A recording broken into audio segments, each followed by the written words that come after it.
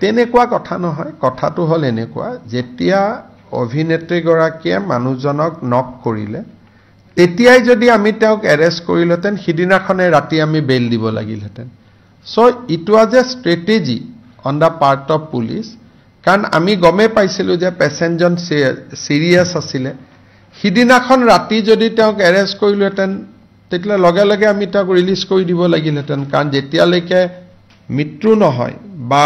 গ্ৰিভিয়াস injury আমি report দিব নোৱাৰো তেতিয়ালৈকে এটোটো নন বেইলেবল কেছ থাকে গতিকে আৰক্ষীয়ে যেটো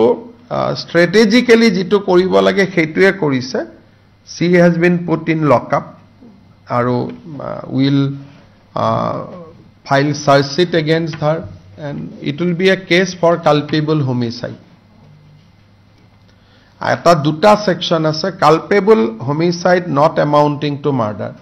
culpable homicide amounting to murder প্ৰথম দিনা যদি তেওঁক আমি গ্ৰেপ্তাৰ কৰিলেতেন কেছটো হলতেন culpable homicide not amounting to murder বেল হৈ গলতেন সেইকাৰণে কেতিয়াবা পুলিশে ৰাইজে ভাবা আৰু পুলিশে কৰাৰ মাজত অলপ ডিফাৰেন্স থাকে উদ্দেশ্যটো একে উদ্দেশ্যটোত কোনো গ্যাপ নাথাকে হ'ব